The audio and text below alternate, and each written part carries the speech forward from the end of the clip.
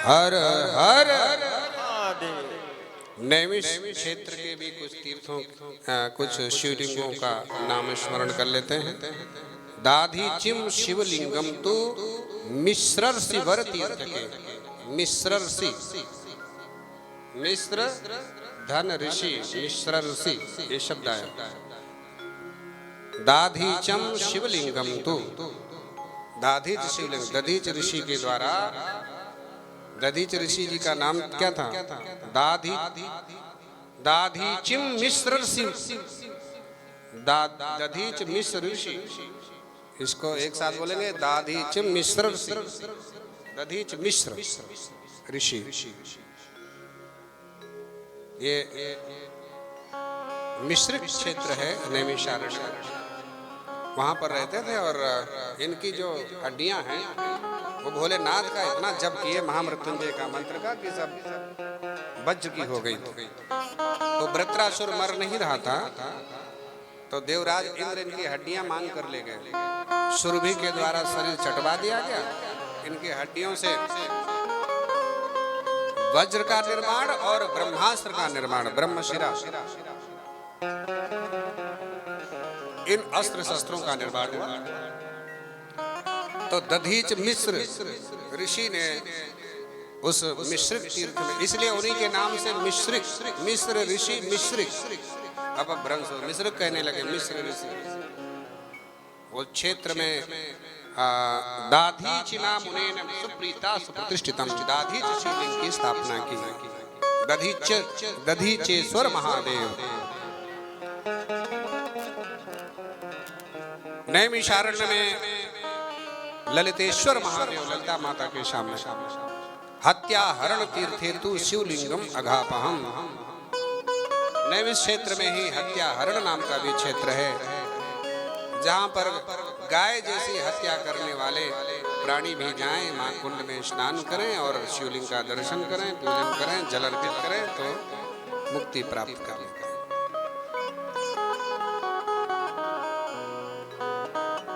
इस प्रकार से अनेक शिवलिंग हैं महाराज, हर कण हर कंकण शंकर है। अब हम जो 12 ज्योतिर्लिंगों की चर्चा करते हैं।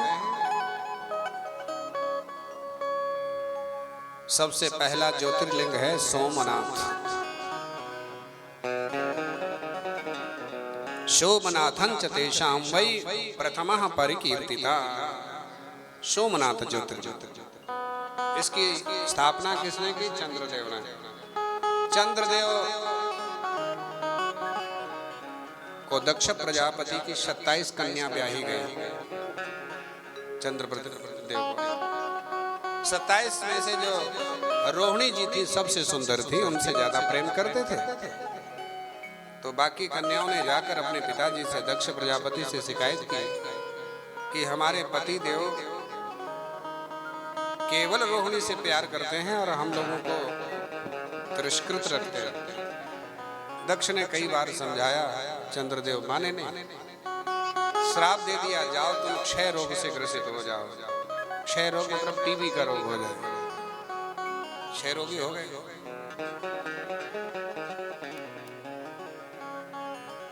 ब्रह्मा जी की शरण में गए, बोले दादाजी ये सब क्या है?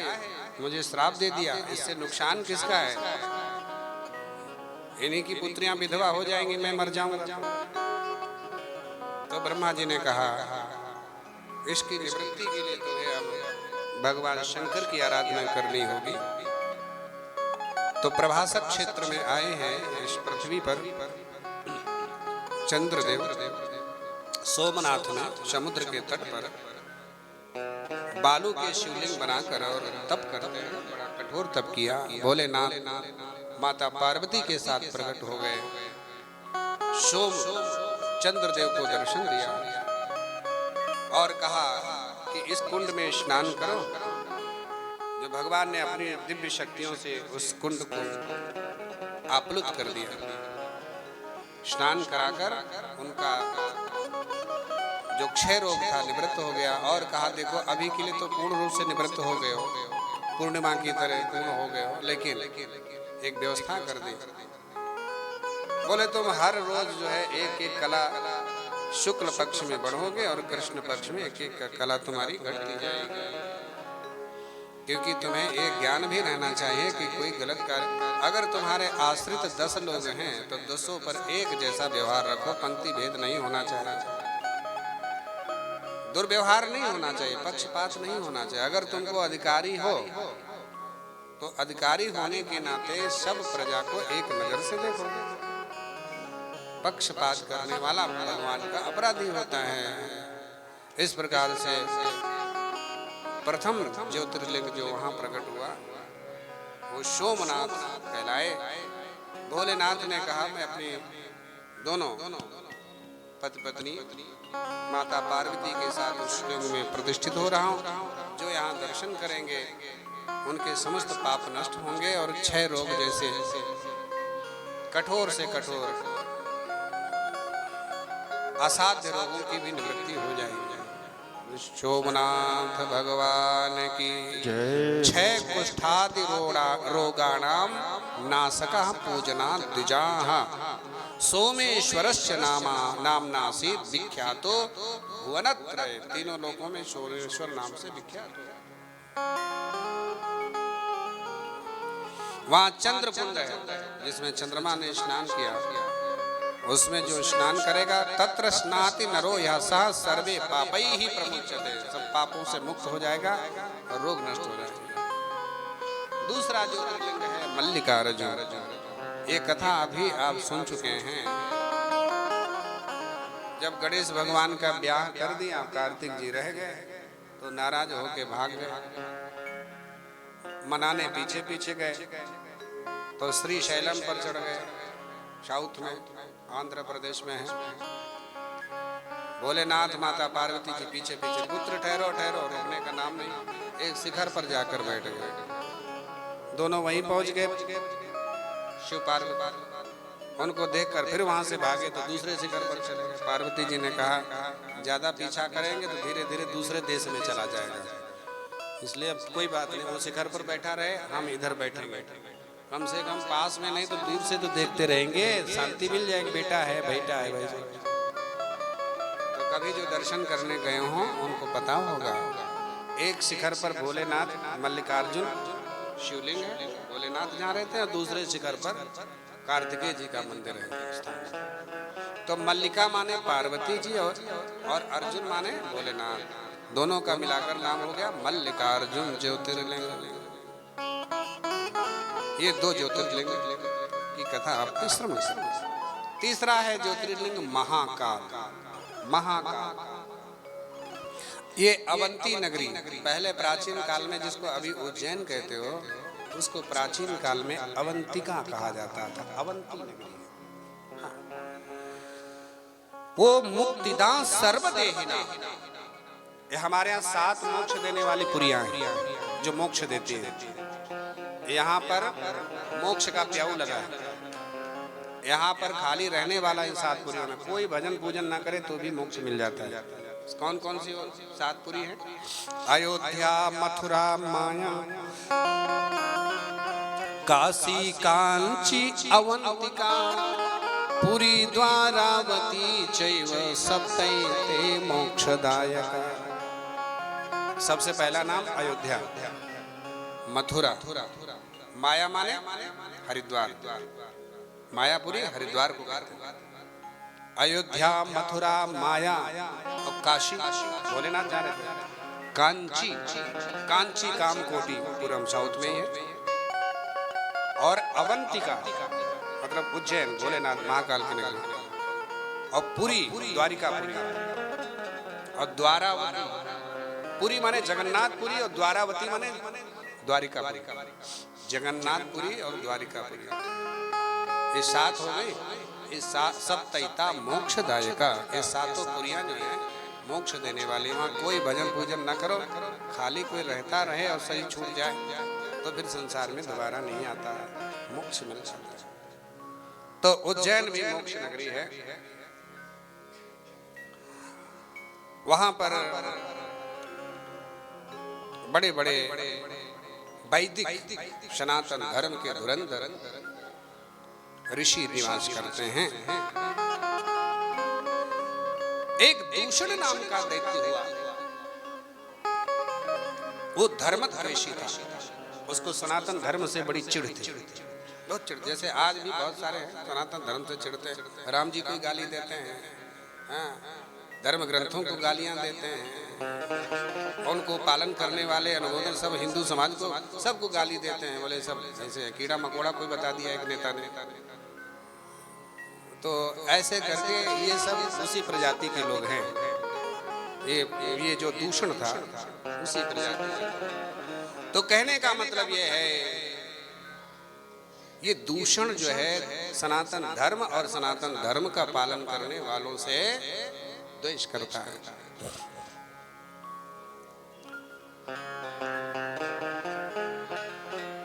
इसने विचार किया कि मैंने सबको बस में कर लिया, लेकिन ब्राह्मण एक ऐसी कौम है ये हमारे बस में नहीं होती है। आज भी वही स्थिति है, सबको तो ये बस में कर लेते हैं, आज भी ब्राह्मण बस में नहीं होते किसी के। इनसे इसलिए सब लोग छिड़े हुए हैं, इनको कैसे बस में कर।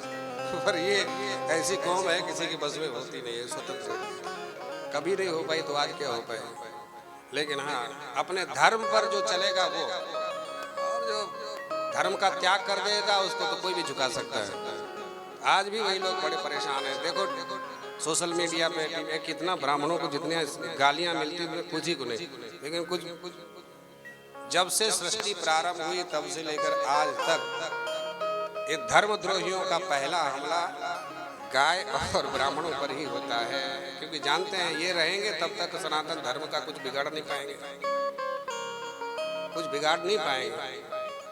जब मुसलमानों का शासन था, हमारे वेदों को पुराणों को सब जलाने लगे थे, नष्ट करने लगे थे, तब इनकी रक्षा कैसे हुई वेदों की मालूम है? ब्राह्मणों ने इनको सबको याद कर लिया। अब नष्ट करो, तुम पुस्तक जला सकते हो, कागज जला सकते हो, लेकिन जो याद कर लिया, अब पूरा नहीं याद कर सकते हैं तो 10-20 की टोली बनाई, बोले इतने से इतने पेज तक तुम याद करो, इससे आगे तुम याद करो, इससे आगे वेद पूरे वेद याद कर लिए, अब जलाओ। उसके बाद में फिर जब अपना शासन आया तो फिर जितने से जितना जिसको याद था वो से लिखता चला था। फिर धर्म की रक्षा इनसे होती है, इसलिए सब चिढ़ते, बोले ये जिंदा रहेगा, ये इनको नष्ट करो तो अभी सनातन धर्म नष्ट हो जाएगा। लेकिन ये संभव नहीं है, क्योंकि भगवान भी बहुत प्यार करते हैं, जो सनातन धर्म की रक्षा के लिए तत्पर रहता है भगवान उसकी रक्षा करता है। तो महाराज ये इसलिए कहा है सब लोग तो बस में हो गए, लेकिन ब्राह्मण बस में नहीं होते, इनको कैसे मारा जाए। तो सर्वे देवा मया लोके राजा नश्च पराजिता, ये दूषण कहता है, बसे किंग ब्राह्मणा सत्या न कर तुम देते थे। मैं सभी देवताओं को बस में कर लिया, राजाओं को बड़े बड़े कर लिया, लेकिन ये ब्राह्मण जाति मेरे समझ में नहीं आती है, मेरे बस में नहीं होती, मेरा कहना नहीं मानती। तो यदि जीवित निच्छा स्यात् कदा धर्मम शिवस्य च।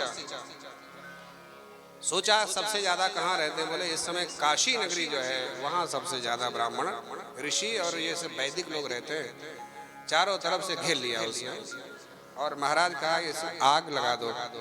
वेदाराम परमम धर्मम त्यक्त्वा सुख सुख। पहले तो सूचना भेजी कि अगर तुम लोग जीना चाहते हो तो अपना वैदिक धर्म त्याग दो, और जैसा मैं कहता हूँ वैसा करो। सब धर्म कर्म पूजा पाठ यज्ञ हवन जब तब सब त्याग दो, और अपने वेदों में आग लगा दो अपने हाथ से। किसने कहा? दूषण। अपने वेदों में अपने हाथ से आग लगा दो। ये सुनकर जो ऋषि थे बड़े दुखी हुए और भगवान भोलेनाथ की शरण में गए।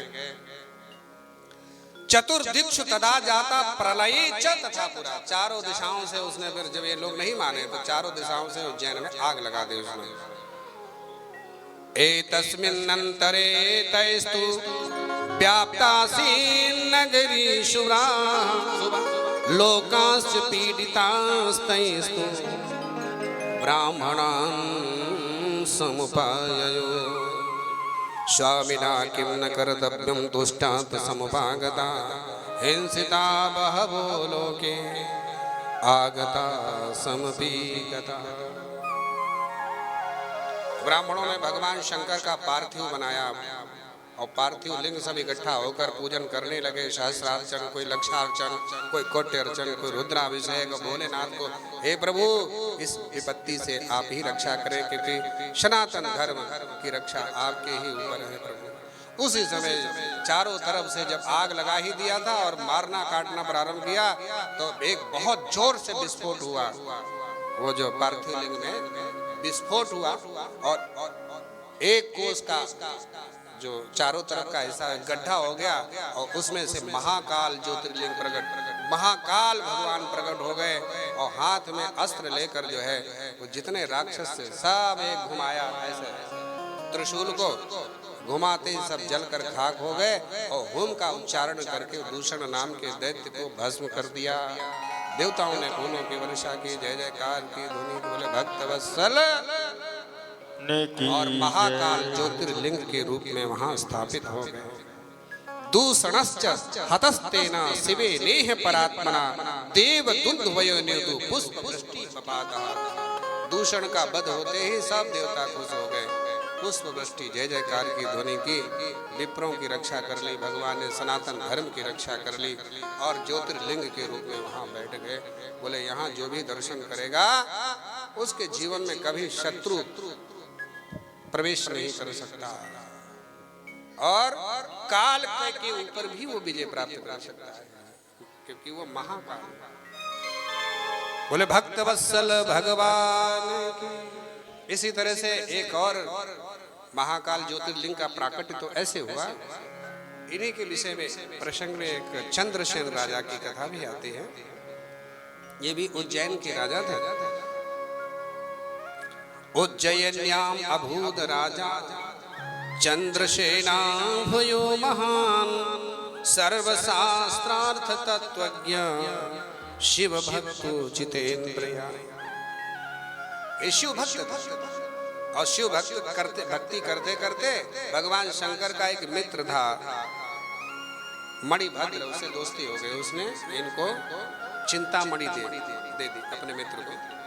तो चंद्रसेन राजा चिंतामणि गले में बांधते हैं। जहाँ मणि रहती वहां पर कोई बीमारी नहीं आती और शत्रु का प्रभाव नहीं होता और दरिद्रता नहीं आती। तो ये जहाँ जाते हैं लोगों के जो तेज दूसरे राजाओं के कम हो जाते हैं। लोग चिढ़ने लगे दूसरे राजाओं ने, सब राजाओं ने, जो आसपास के दूसरे छोटे छोटे राज्यों के जो राजा थे, उन लोगों ने आपस में संगठन बनाकर चंद्रसेन पर हमला कर दिया कि इसकी मणि छीन लिया जाए। जब हमला किया तो राजा भागा भागा, महाकाल का भक्त था, शरण में आ गया। महाकालेश्वरम ययौ, महाकालेश्वर भगवान की शरण में गया और वहां पर भोलेनाथ की विधि विधान से पूजा करने लगा है। इनकी पूजा जब कर रहे थे उसी समय एक सीकर नाम का बालक, यादव बालक, गोप बालक अपनी माँ के साथ गाय चराने के लिए वहां पर आसपास में चरा रहा था। तो उसने भी आकर और वहां पर वो पूजा देखी राजा को करते हुए। तो बच्चों का स्वभाव होता है देखते वही करते हैं। वो भी वहाँ साइड में जाकर पास में ही ईंटों का जो है शंकर जी बनाया और उसमें भोलेनाथ को मिट्टी के बनाकर वो भी जो भी फूल पत्ती इधर उधर मिलके वो सब पूजा करता। बड़ी तल्लीनता इसका। माता उसकी बार बार बुलाने आती, बेटा भोजन कर ले, खाना खा ले। तो क्या कर रहा है, खेल कर रहा है, पर वो तो पूजा कर रहा है। माता को आया गुस्सा, उसने महाराज एक डंडी से लेकर सब बिगाड़ दिया, मिटा दिया इधर उधर और चली गई। शीकर को बहुत दुख हुआ, उसने आंख बंद करके रोना शुरू किया और थोड़ी देर के बाद कुछ आवाज आई। जब आवाज आई तो नेत्र खोला तो क्या देखा, वहां पर सोने का मंदिर बना हुआ था और सोने के कपाट थे और रत्न मंडित वहां पर शिवलिंग उपस्थित था। यह जब वो जो राजा लोग जो हमला करने आए थे तब तक शिव माया से मोहित होकर ये सब दृश्य देख रहे थे। उन्होंने जब ये चमत्कार देखा तो भयभीत हो गए, बोले बाप रे, जिस राज्य के राजा के जिस राजा के राज्य के बच्चे इतने चमत्कारी, हाँ, जिसकी तपस्या से देखो चमत्कार हो गया, सोने का मंदिर, सोने का शिवलिंग प्रकट हो गया, उस राजा से पंगा लेना ठीक नहीं है। हाँ, और पहले पुरानी बात भी याद आ गई, ये महाकाल का भक्त है, महाकाल ने पिछले दूषण नाम के दैत्य के लिए जो है प्रकट होकर उसका संहार कर दिए थे, तो हमको कब छोड़ेंगे? इसलिए भैया इसकी शरण में चलो तो रक्षा हो जाएगी। बिना कुछ धनुष बाण उठाए मार काट किए वो जितने शत्रु राजा थे वो सब जो है मित्र बन के चरणों में नतमस्तक होकर महाराज चंद्रसेन के जो है करदाता बन गए, वो उल्टा कर देने लगे। बोले भक्तवत्सल भगवान भोलेनाथ सबके अंदर बैठ करके हाँ प्रेरणा देते हैं, शत्रुता का भाव भी मिटा देते हैं। शत्रु के अंदर शत्रुता का भाव मिटाकर मित्रता का भाव उदय कर देते हैं। इसीलिए जो है महाकाल के बगल में भी एक मंदिर और बना है, आप जब गए होंगे, बगल में ही मंदिर बना है, वो सीकर गोप के द्वारा प्रकट किए हुए, वो भी स्वयंभू शिवलिंग है, वहाँ भी दर्शन करना चाहिए। महाकाल ज्योतिर्लिंग के बाहर जब निकलेंगे, हनुमान जी का भी यहाँ पर प्राकट्य हुआ है। उन्होंने सीकर गोप से कहा कि तुम अगले जन्म में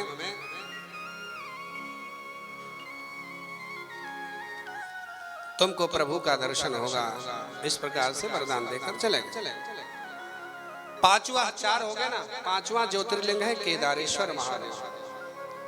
एक केदारेश्वर महादेव, इनकी पूजा पांडव लोग करते हैं। इनकी पूजा नर नारायण ने इनकी पूजा की थी, बहुत प्राचीन नर नारायण के उपास्य देव। उसके बाद एक बार ये पांडव लोग जो है स्वर्गारोहण के समय उधर गए, तो वहां क्या देखा कि भगवान शंकर मां पार्वती के साथ विहार कर रहे हैं, लेकिन वो महिष बनकर, भगवान माता पार्वती महिषी बनी है, महिषी माने भैंस, और भोलेनाथ भैंसा बनकर जो है वहां पर विराजमान है, विहार कर रहे हैं।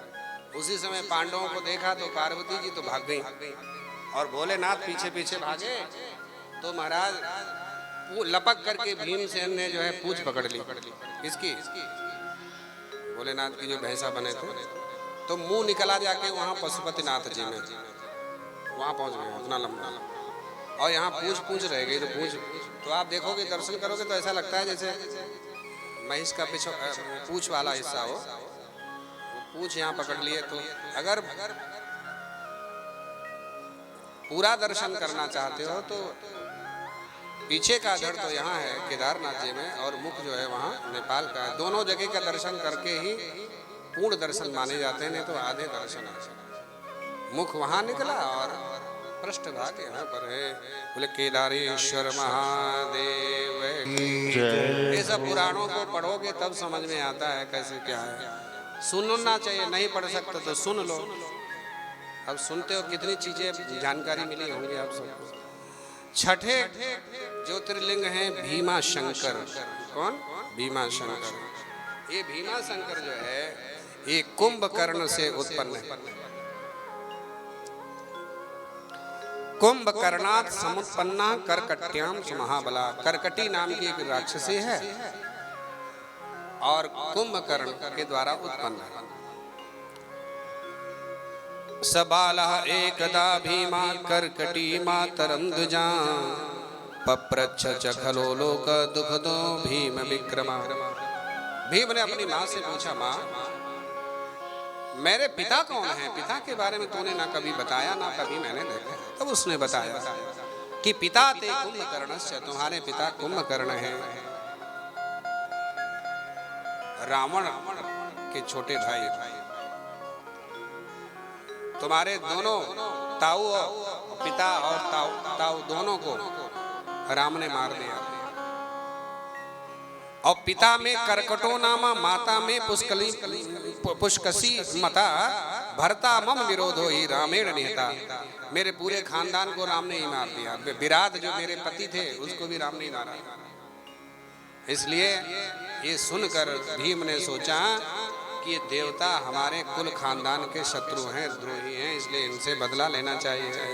इसने ब्रह्मा जी की बड़ी कठोर तपस्या की। ब्रह्मा जी की तपस्या की, ब्रह्मा जी प्रकट हुए, बोले वरदान मांगो, वरम ब्रूहि प्रसन्नोस्मि। तो इसने वरदान मांगा कि अतुलम च बलम में देहि तुम कमलासना, है कमलासन मुझे अतुलनीय बल दे दो जिसकी कोई सीमा ना हो। तथास्तु कह दिया। अब वो बलवान राक्षस तो पहले से बलवान क्रूर था ही, ब्रह्मा जी से वरदान पाकर और ज्यादा बलवान हो गया। माँ के पास गया, माँ देखो मेरा बल, मैं तप करके पराक्रमी और ज्यादा हो गया, अब अपने पूरे खानदान के का बदला लूंगा उन देवताओं से। वो सीधे महाराज देवलोक पर चढ़ाई कर दिया है, सबको जीत लिया। जीतता जीतता कामरू देश के राजा सुदक्षिण पर भी इसने हमला कर दिया है, चढ़ाई कर दिया है। कहाँ गए? कामरू देश के राजा सुदक्षिण पर। और इनको हथकड़ी बेड़ी डालकर जेल में डाल दिया। लेकिन ये भगवान शंकर के परम भक्त हैं, जेल में भी पूजा पाठ करते हैं, भोलेनाथ की पार्थिव पूजा नहीं छोड़ रहे हैं। किसी ने जाकर शिकायत कर दी ये भीम से, भीम राक्षस से, कि वो राजा जो है जेल में भी कुछ तंत्र मंत्र करता रहता, लगता तुमको मारने के लिए कुछ टोना टोटका कर रहा है। अब वो महाराज राक्षसो यज्ञ कर्मादि वरदर्प विमोहिता, वो आया और मना किया, खबरदार ये क्या सब कर रहे हो तंत्र मंत्र जंत्र।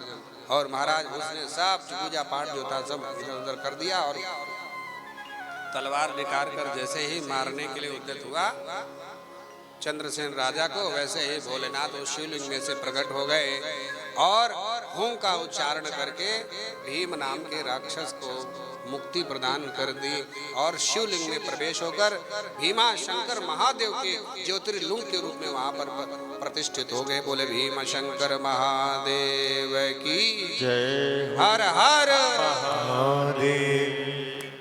चंद्रसेन राजा को राजा पर कृपा करने के लिए भीम नाम के राक्षस को मारने के उद्देश्य से भगवान उस पार्थिव लिंग में से प्रकट हुए, इसलिए भीमा शंकर ज्योतिर्लिंग के रूप में कहलाए। अब देखिए ये ज्योतिर्लिंग जितने भी हैं सब पार्थिव में से प्रकट हैं। इनके भक्त पहले पार्थिव की पूजा करते थे, फिर उसी में से प्रकट होकर ज्योतिर्लिंग बन गए।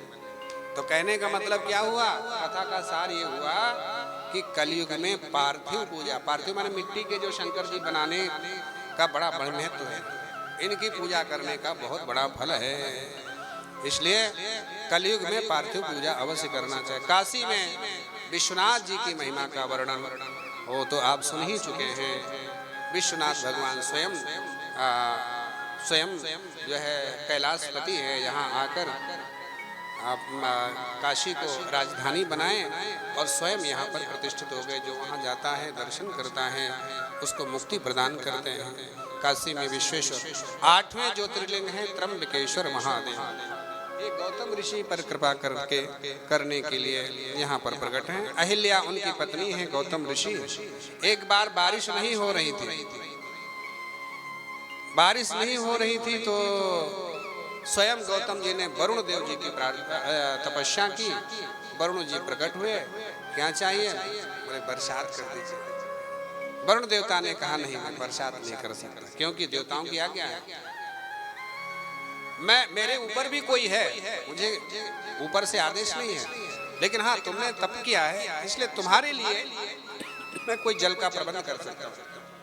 तुम एक गड्ढा खोदो कुआं, मैं उसमें अक्षय जल भर देता हूँ जिसमें तुम्हारे पूजा पाठ जब तब नहाने धोने पीने के और तुम्हारे काम में आ सकता है। बरसात नहीं कर सकता।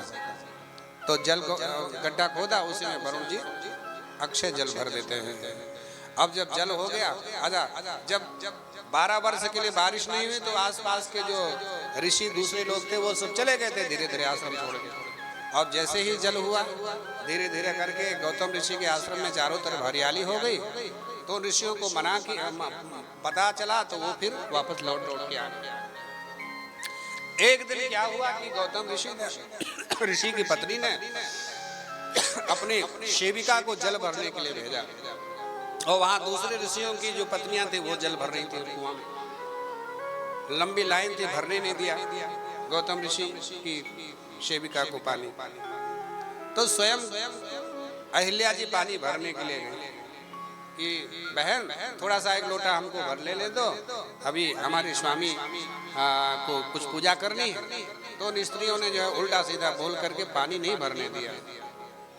फिर भी अपना इंतजार करके पानी भर के ले गए। और ये जो औरतें थी, स्त्रियां जो थी, अपने पतियों के पास जाकर उनको भड़का देती हैं कि ये गौतम ऋषि की पत्नी ने हमारा बड़ा अपमान किया, और कहने लगी कि ये जल हमारी कृपा से आया है, हमने कुंड बनाया है, हमको गालियां दी हैं, जबकि ऐसा कहा कुछ नहीं था।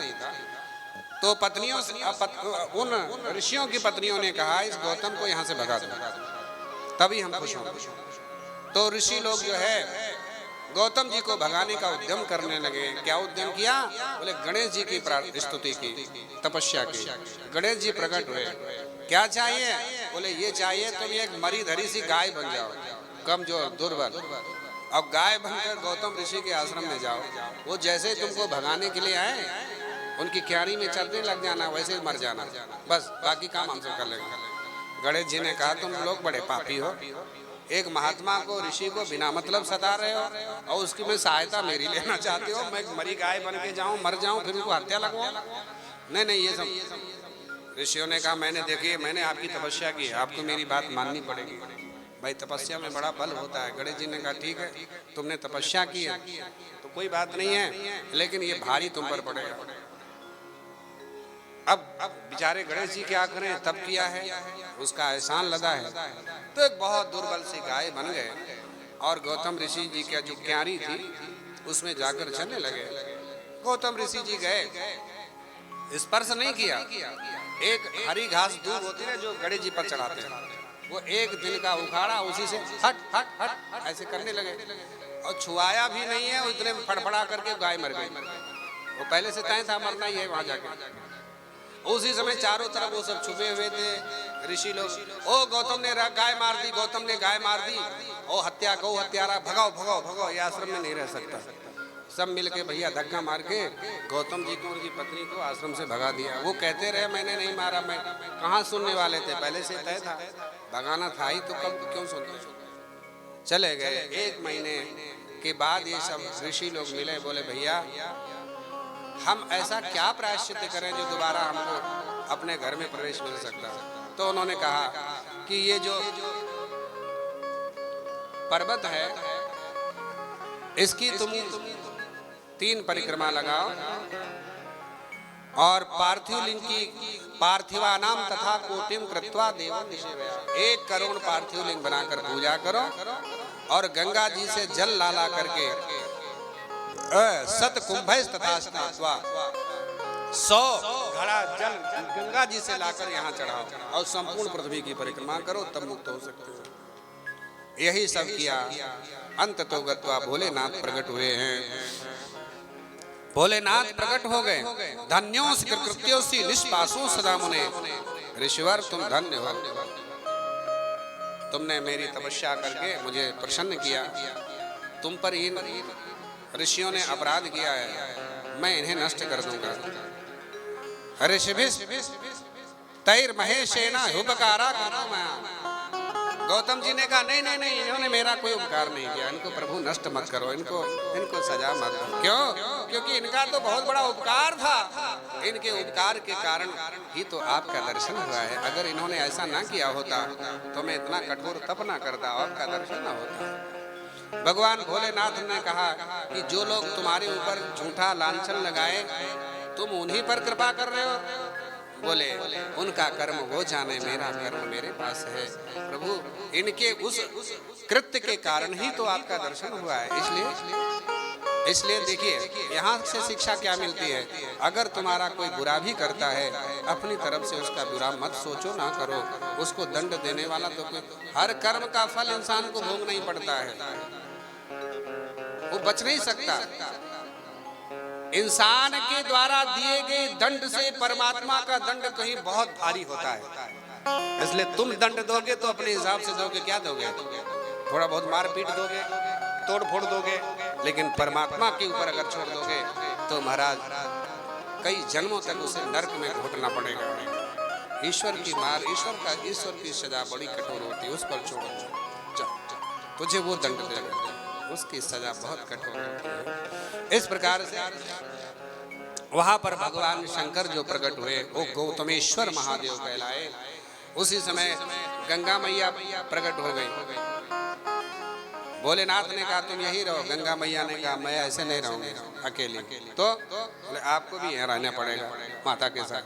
अच्छा तो ठीक है मैं भी यही रहूंगी। तो गोदावरी, गंगा गोदावरी बनकर वहाँ बहने लगी और भगवान भोलेनाथ माँ पार्वती के साथ वहाँ पर त्र्यंबकेश्वर महादेव के रूप में प्रतिष्ठित हो गए। बोले त्र्यंबकेश्वर महादेव की, गोदावरी गंगा की जय हो। कितने हो गए? 8 हो गए ना। 9वां ज्योतिर्लिंग है वैद्यनाथ। ये जो रावण है ये भोलेनाथ का बड़ा भक्त था। ये केदार हिमालय में गया कैलाश में और भोलेनाथ की तपस्या की। भोलेनाथ प्रसन्न हुए, क्या चाहिए? बोले प्रभु आप हमारे साथ लंका चलो। भोलेनाथ ने कहा ठीक है एक शर्त पर चलूंगा। क्या? बोले रास्ते में कहीं रखना नहीं। ठीक है नहीं रखूंगा, और जहां रखा फिर उठूंगा नहीं। अरे नहीं रखूंगा आप चिंता मत करिए। उठाया और लेकर चला और समुद्र के तट पर पहुंचा झारखंड में। और वहां पर जब गया तो भोलेनाथ लंका जाना नहीं चाहते थे तो इसको जोर से लघुशंका लग गई। अब लघुशंका लगी है तो हाथ में भोलेनाथ है कैसे करे? तो वहां एक गाय चरा रहा था चरवाहा, उसको कहा भैया थोड़ी देर शिवलिंग पकड़ लो हम निपट लेते हैं लघुशंका। ठीक है। अब वो लघुशंका ऐसी की कि महाराज वो बहुत देर हो गई लघुशंका बंद ही नहीं हो रही है। और वो जो है वो तब तक भोलेनाथ का वजन वो सहन नहीं कर पाया। उसने 2-3 बार आवाज दी अरे भैया रोको अपना शिवलिंग, अब मैं नहीं सहन हो रहा है। अरे थोड़ा रोक। अरे रुके क्या? वहाँ ना इधर रुक रहा है ना उधर रुक रहा है। अंत में उसने रख दिया और रख करके जब वापस आया अब हाथ वार धो के फिर शिवलिंग को उठाया तो अब नहीं उठी, खूब जोर लगा। अंत में गुस्सा हो गया, अंगूठे से नीचे दबा दिया। बोले जिद है तुम्हारी इतनी जिद, मेरी श्रद्धा को नहीं देख रहे? तो भोलेनाथ जो है नीचे शिवलिंग चला गया, अंगूठे से दबाया था ना तो सिर में गड्ढा हो गया। तो वहां जाओगे तो देखो उसमें गड्ढा है, पानी भर जाता है।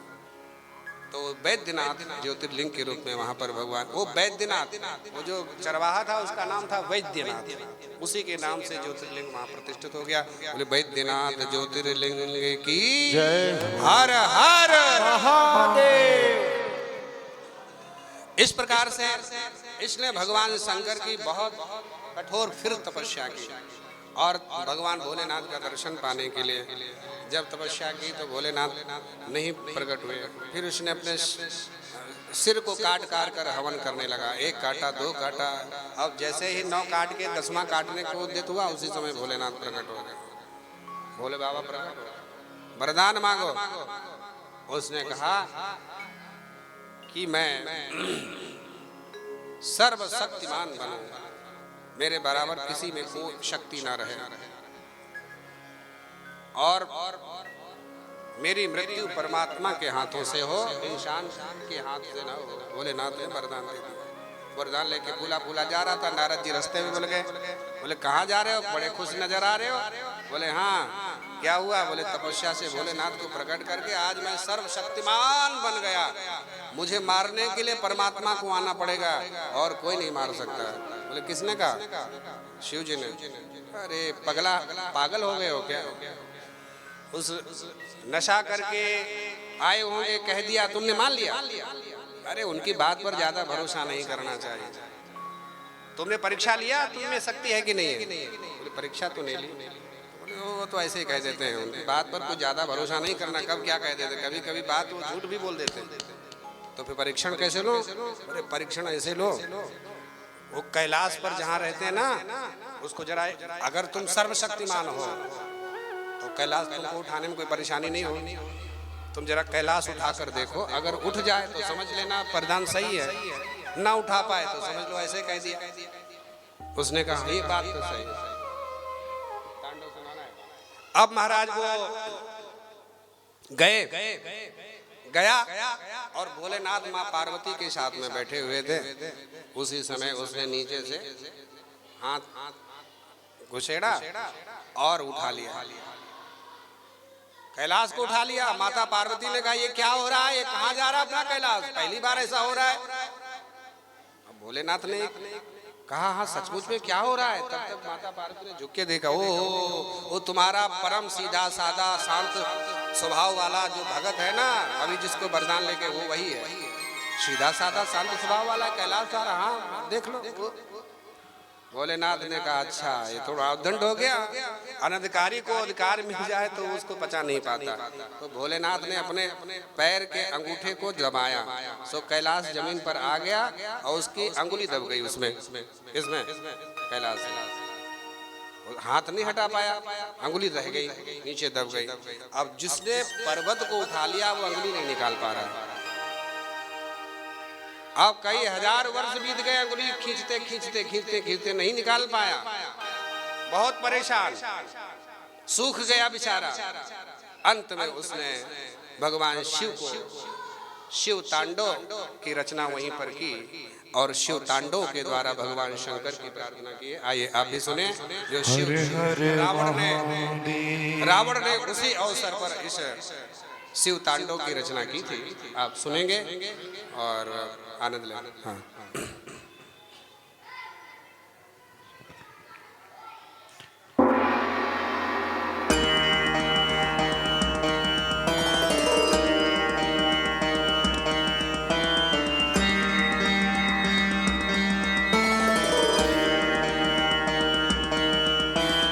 ओम नमः शिवाय, ओम नमः शिवाय, ओम नमः शिवाय, ओम नमः शिवाय।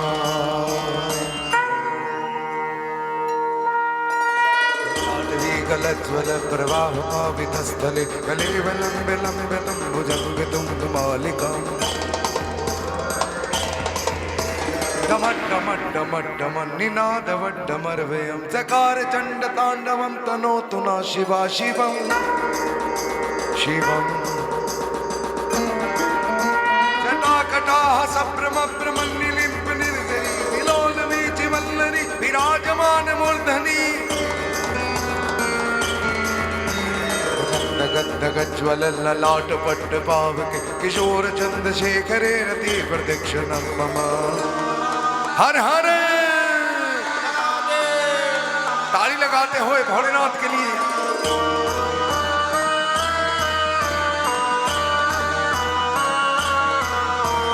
राधरे नंदनी विलास मंदु मंधुर स्फुरत कंत संतति प्रमोदमान मानसे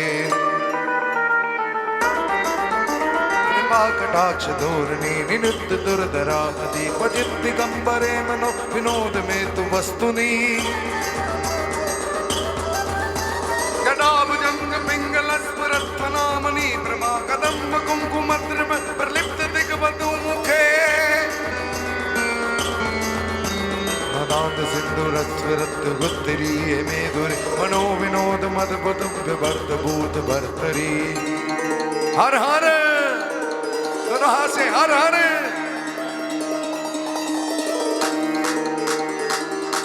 ताली लगा के। ओम नमः शिवाय, ओम नमः शिवाय, ओम नमः शिवाय, ओम नमः शिवाय, ओम नमः शिवाय, ओम नमः शिवाय, ओम नमः शिवाय, ओम नमः शिवाय। सहस्रलोचन प्रबद्ध शेष लेख शेखर प्रधून धूलि धोरणी विदूषरांग्रि पीठ भू भुजंगराज मालया निबद्ध जाट जोट का श्री चिराय जाय तम चकोर बंधु शेखर।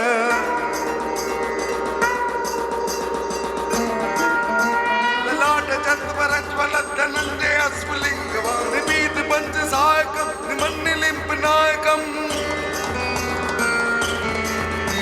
सुधामयूगले गया विराजमान शेखर आकपालि संपदे शिरोजटालमस्तन। हर हर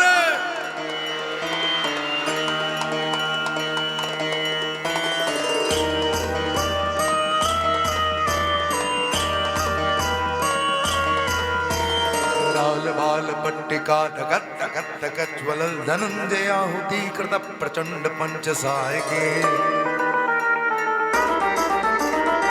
धरे नंदनी कुचाग्र चित्र पत्रिक परिकल्पने की शिल्पनी त्रिलोचने तिर्ममा नवीन मेघ मंडली निरुद्ध दुर्धर स्फुरत कुहूनिशीति नीतमा परमंड मद्न कंदरम विलिंब निर्जरी दरस्तनोत कृति सिंदूर कला निदान बंधुर श्रियम जगत दुरंदर हर हर तो हाथ से ताली लगाते हुए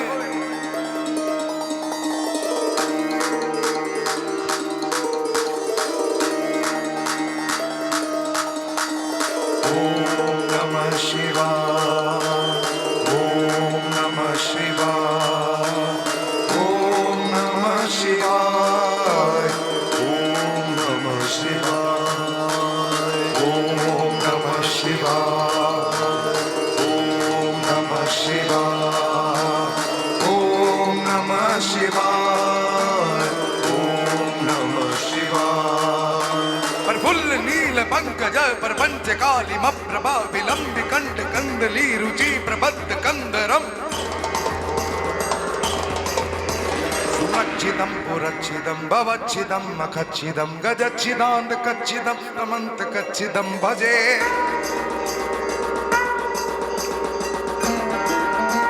अखर्व सर्व मंगला कला कदम्ब मंजरी रस प्रवाह माधुरी विजुम नाम दुव्रतम रामतकम पुरांतकम भवांतकम मखांतकम गजांतकांत कांतकम दमंतकांतकम भजे हर हर ताली लगा के महादेव के लिए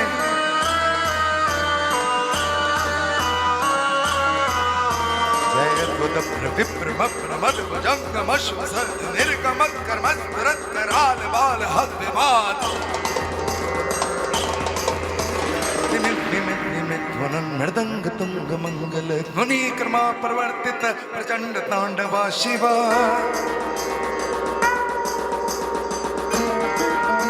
दृशित विचित्र तल्पयो भुजंग मुक्ति कस्त्रजो गरिष्ठ रत्न लोष्टयो सूत विपक्ष पक्षियो चक्षुषो प्रजामहे महेन्द्रिय तम प्रवक्ति कह कदा सदा शिवम भजामहे हर हर ये आखिरी श्लोक है ताली लगाइए महादेव के लिए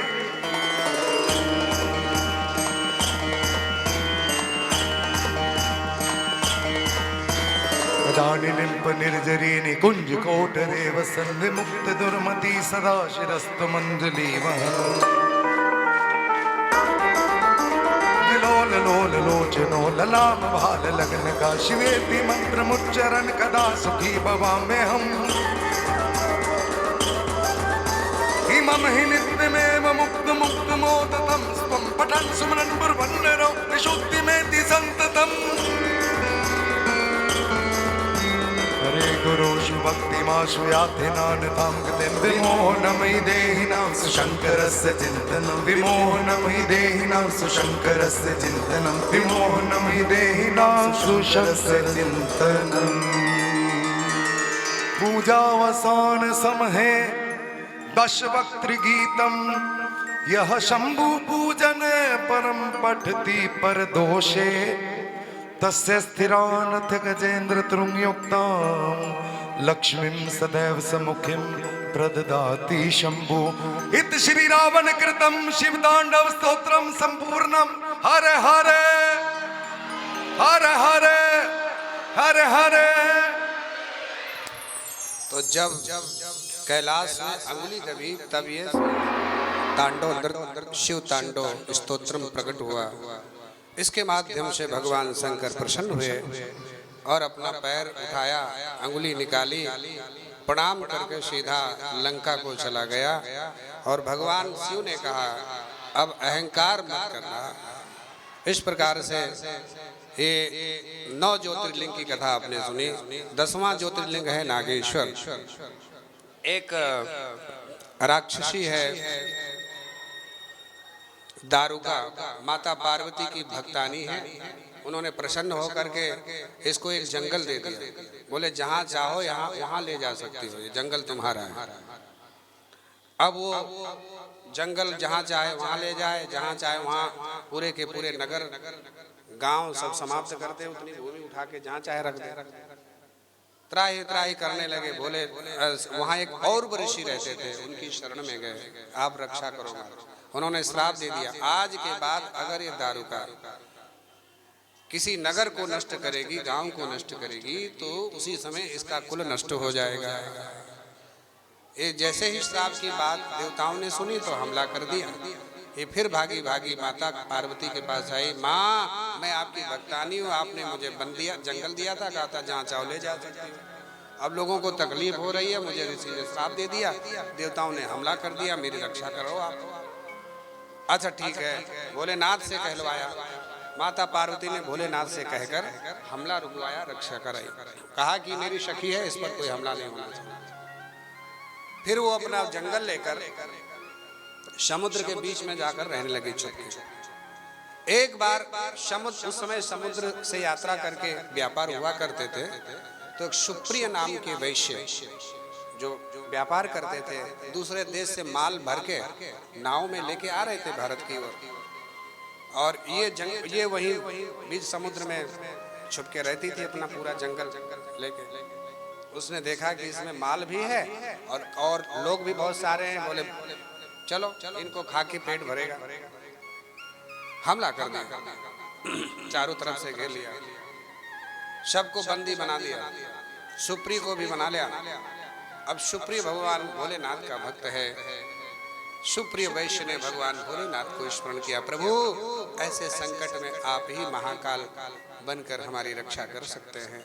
उसी समय भोलेनाथ नागेश्वर ज्योतिर्लिंग के रूप में वहां पर प्रकट हुए हैं और उस दारुका को दंडित किया, उसके परिवार के सहित दंडित करके अपने भक्तों उस अपने भक्त सुप्रिय के सहित दूसरे जो भक्त थे उनकी रक्षा की और नागेश्वर ज्योतिर्लिंग बनकर वहां प्रतिष्ठित हो गया है। द्वारिका के ही पास में है, समुद्र का ही वो हिस्सा है। अरे नागेश्वर ज्योतिर्लिंग की जय हो। 11वां ज्योतिर्लिंग है रामेश्वरम। इसको तो भगवान राम जब लंका पर चढ़ाई करने जा रहे थे तो ज्योतिर्लिंग की स्थापना की। प्रसंग आते हैं, अनेक रामायणों में मिलते हैं कि रामेश्वरम की स्थापना, जो रामेश्वरम का जो शिवलिंग है, ये माता सीता ने बनाया। कैसे बनाया? वो तो लंका गई थी। तो साउथ की एक रामायण है, कंब रामायण, उसमें प्रसंग आता है कि रावण ने जो है सीता माता को लेके साथ में आया। लक्ष्मण जी जामुन जी गए वहाँ रावण के पास में कि राम जी को रामेश्वरम की स्थापना करनी है, आपसे बड़ा कोई विद्वान नहीं है, आपको आचार्य के रूप में वर्ण किया है, आप उनका वो कार्य करा दें। रावण ने कहा यजमान के पास पत्नी है? नहीं है। अब क्या बोले कि वही है। बोले अच्छा मैं समझ गया, यजमान के पास पत्नी नहीं है, मैं प्रबंध कर सकता हूँ, लेकिन उनको यह समझाना होगा कि अभी ये मेरी है, उनकी बाजुओं में ताकत हो तो मुझ पर विजय प्राप्त करें और जीतें तब लें, नहीं तो अभी मेरी अमानत है। उनका काम बनाने के लिए मैं थोड़ी देर के लिए ला सकता हूँ। हनुमान जी का स्मरण हुआ, पवन वेग से आए, राम जी से बात किए, बोले ठीक है कह दो, निश्चिंत होकर लाए, मैं जीत कर ही अपनी वस्तु ग्रहण करूंगा, कोई चालाकी नहीं होगी। रावण लेकर आया है और वहां पर माँ सीता के हाथों से मिट्टी के आधा इधर हनुमान जी को फिर इधर भेज दिया, जल्दी कैलाश से लेके आओ रातों रात।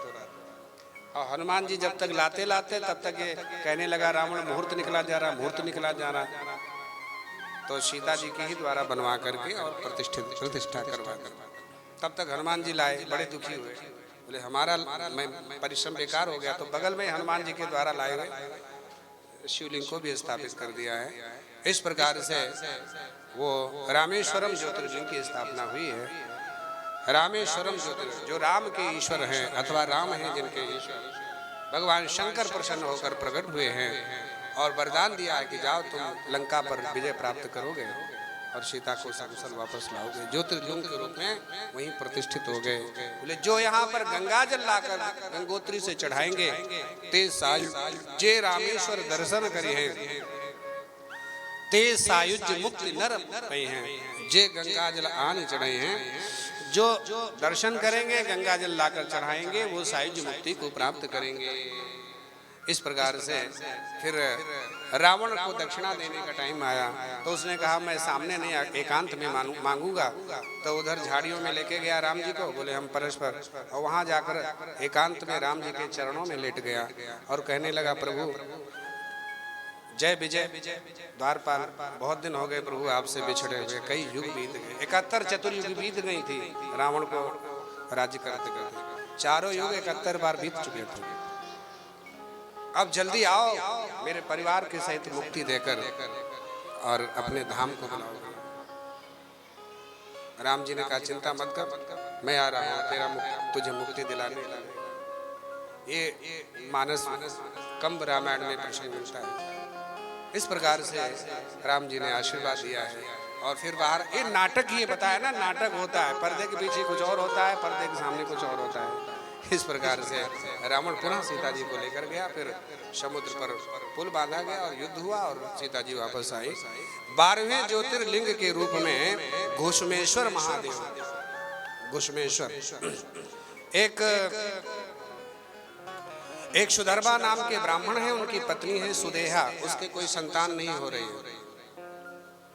तो एक दिन वो किसी पड़ोसी के घर में गई, उसने कुछ इसको उल्टा सीधा बोल दिया, अरे तू संतानहीन है, ये वो है। बड़ी दुखी हुई, अपने घर आई और पति से बोली कि जैसे भी हो संतान होनी चाहिए। बोले नहीं हो रही तो क्या करूं? बोली दूसरी शादी कर लो। तो इन्होंने कहा मैं बूढ़ा हो गया, मेरी शादी कौन करेगा? तो सुदेहा ने कहा चिंता मत करो, हम अपनी छोटी बहन से करवा देते हैं। तो सुदेहा की छोटी बहन घुस्मा थी, वो भगवान शंकर की बड़ी भक्तानी थी, पार्थिव पूजा किया करती थी, उसी से विवाह करा दिया। भगवान भोलेनाथ की कृपा से घुस्मा की संतान हो गई। अब खुद ने विवाह कराया अपनी छोटी बहन से। जब संतान हो गई तो उसका मान बढ़ गया, आज पड़ोसी लोग भी मान करने लगे। लड़का धीरे धीरे बड़ा हो गया, ब्याह भी हो गया, बहू आ गई, और ज्यादा मान सम्मान बढ़ गया। अब सुदेहा चिढ़ने लगी, खुद ने विवाह कराया, अपनी बहन से चिढ़ने लगी। एक दिन सोते सोते अपनी बहू और बेटी, अपने बेटे को जहर दे दिया, मतलब अपनी बहन के बेटे घुस्मा के बेटे को जहर दे दिया, मार दिया। और जब सुबह हुआ तो सबसे पहले वही गई और जोर जोर से चिल्ला ले, हाय हाय बेटा मर गया, बेटा मर गया। खुद ही ने जहर दिया और खुद ही छाती पीट रही है। यही चोर की हालत होती, जो सबसे अगर कुछ गड़बड़ हो जाए, जो सबसे ज्यादा चिल्लाए समझ लो यही,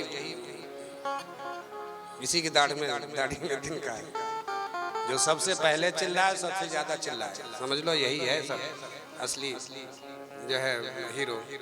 और वही सबसे ज्यादा छाती पीटे चिल्लाए, हाय हाय मर गया, हाय हाय। और उसकी पत्नी बेचारी नवविवाहिता हो, अब क्या था। लेकिन घुस्मा भोलेनाथ की पूजा कर रही थी, वो टस से मस नहीं, उसकी आंखों में आंसू नहीं आया। उसका जो नियम था पूजा की और परात में भर के पूजन के बाद विसर्जन भी किया जाता है पार्थिव।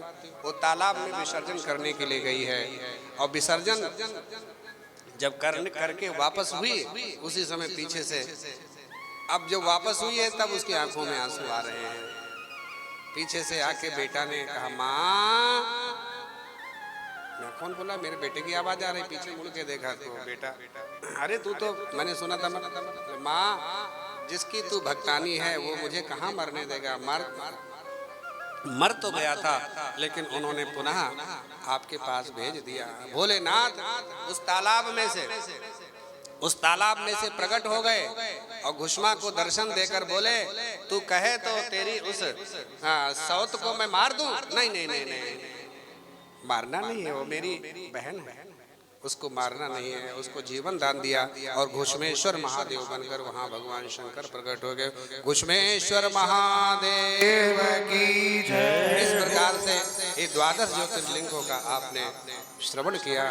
अब एक छोटी सी कथा शिवरात्रि की ओर कर ले। एक बहेलिया है, एक बहेलिया, उसको कुछ खाने को नहीं मिला तो वो जो है वन को गया शिकार खेलने के। दिन भर कुछ नहीं मिला, शिवरात्रि का दिन है, रात्रि के समय वो बैठा है, बेल के पेड़ पर चढ़ गया। बोले रात दिन में कोई शिकार नहीं मिला तो रात में कोई न कोई जानवर निकलेंगे तो मारूंगा। बेल पर चढ़ गया, पानी पीने के लिए घड़ा ले गया था गले में बांध कर, नीचे शिवलिंग था। तब तक एक मृगी आ गई, उस पर निशाना लगाया।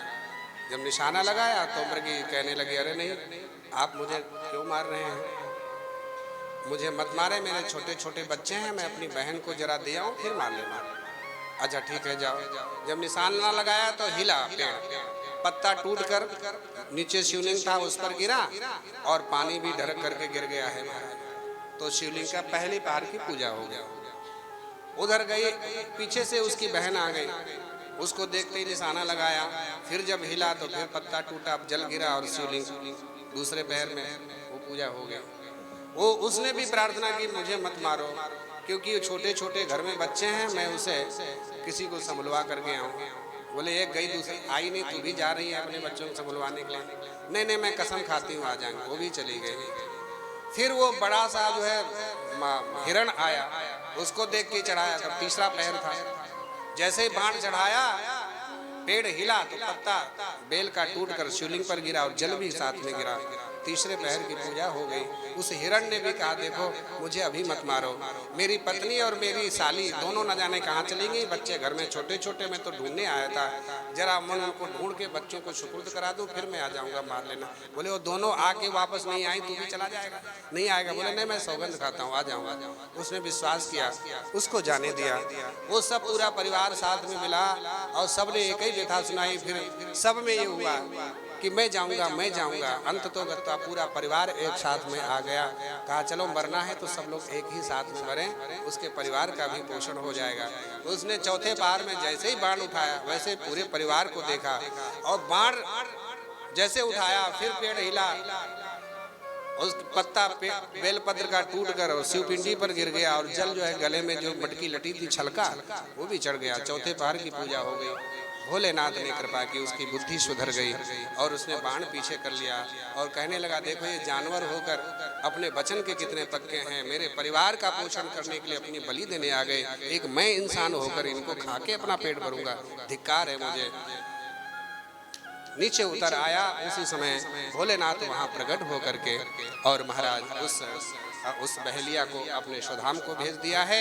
शिवरात्रि की 4 पहर की जो पूजा करता है उसके परिवार के सहित भगवान कृपा करते हैं और शिवलोक को प्राप्त करा देते हैं। बोले भक्त वत्सल भगवान जय। हर हर उमापति महादेव की जय हो। इस प्रकार से ये शिव महापुराण की कथा आपने 9 दिन तक श्रवण की। आज कथा का यहीं पर विराम होता है। 9 दिन तक कमेटी के माध्यम से इसमें जो अच्छाइयाँ मिले आप लोग ग्रहण कर लीजिए, बुराइयों को रख हमारे पास वापस दे देना और जीवन में कुछ सुधार आए। कमेटी का बहुत बहुत आभार। हमारी टीम का बहुत बहुत साधुवाद है जो इन्होंने सहयोग देकर इतना अच्छा आयोजन कराया, संपादित कराया। देखो कमेटी के महानुभाव कुछ कहेंगे, आप श्रवण करें। मैं अपनी वाणी को यहीं पर विराम कर देता हूँ। ओम पूर्णमदः पूर्णमिदं पूर्णात् पूर्णमुदच्यते पूर्णस्य पूर्णमादाय पूर्णमेवावशिष्यते। ओम शांति शांति सुशांति। एक बार जोरदार तालियां गुरुदेव के लिए और एक बार जोरदार तालियां इनके भी गुरुदेव के लिए, ब्रह्मलीन श्री दीनदयाल जी महाराज जी के लिए। इनके दर्शन मैंने भी किए हैं। बहुत बहुत साधुवाद है श्री सनातन धर्म मंदिर प्रबंधक समिति की ओर से कि इन्होंने हमारे आमंत्रण को स्वीकार किया और यहाँ पर आकर हम सब भक्तों को कथा श्रवण कराई। और आज जो द्वादश ज्योतिर्लिंग की कथा आपने गुरुदेव श्रवण कराई है, महाशिवरात्रि के पावन दिन, आपका बहुत बहुत धन्यवाद। मैंने भी अपने जीवन में पहली बार 12 के 12 ज्योतिर्लिंग श्रवण किए हैं और आपके मुख से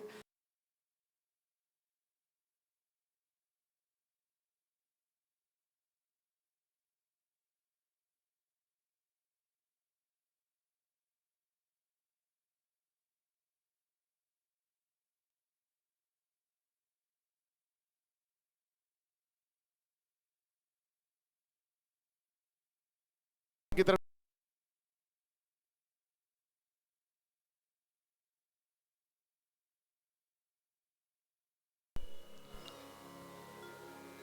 ₹500 हमारे अंकल जी मोहनलाल भावरा जी की तरफ से, ₹1100 सुरेंद्र जिंदल जी की तरफ